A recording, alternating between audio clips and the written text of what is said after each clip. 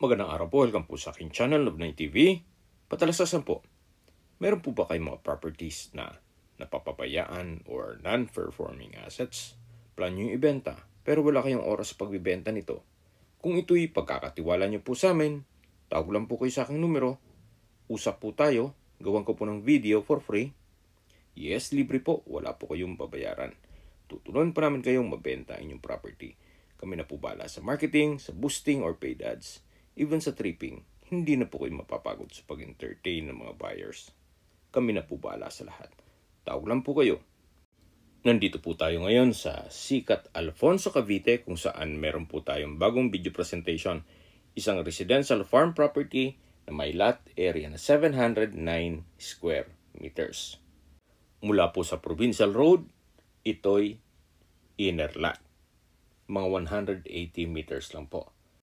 May access na rin po dito ng tubig, kuryente at internet provider. Napakatahimik po ng lugar, sariwa ang hangin at malamig po ang klima. Malayo na rin po ito sa 14 kilometers danger zone ng Taal Volcano.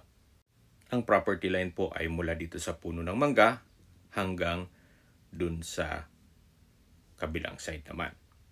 Patag na patag po ang lupa, kaya usable po lahat. Wala pong masasayang. Anytime po, once na ma-acquire nyo ito, pwede na po kayong magpatayo na inyong bahay bakasyonan o retirement house ninyo. Napakaganda po ng lokasyon nitong property gawa ng meron po itong dalawang entry at exit point. Una po ay doon sa Tagaytay-Nasugbo Highway at yung pangalawa naman po ay yung Tagaytay Bypass Road. Kung saan hindi na po kayo dadaan ng Mendez Crossing para makarating dito sa property. Dito po sa loob ng lupang binebenta ay may mga fruit-bearing trees gaya ng mangga, saging, nyog, langka, guyabano, at meron din pong mga tanim na sayote.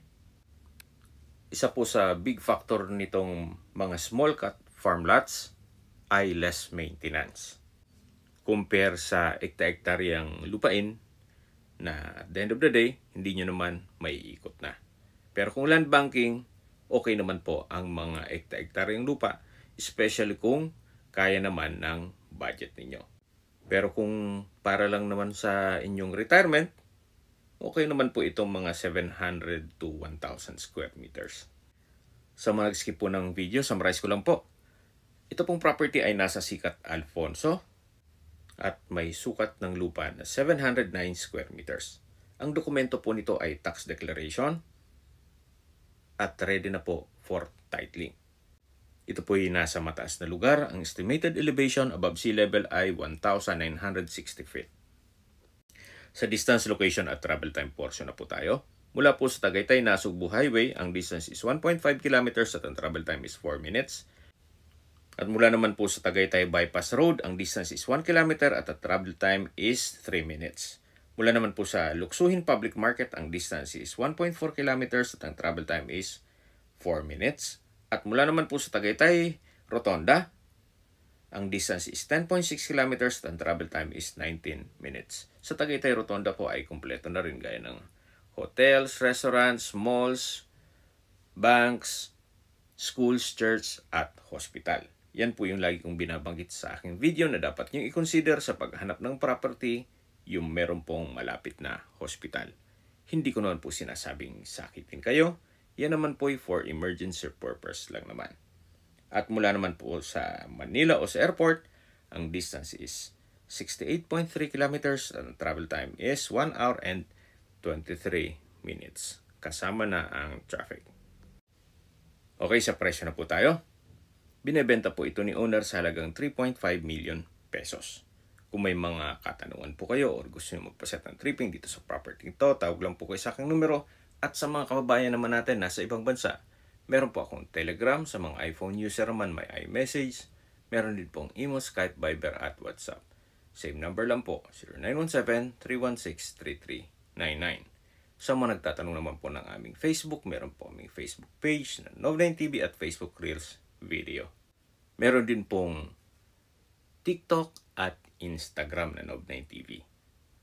Meron din po kami ibang YouTube channel na Lanob9 TV channel at Easy Listings. Sana po naibigyan yung video presentation. Paki-like and subscribe na lang po sa aking channel para ma-update din po kayo sa aking future listings.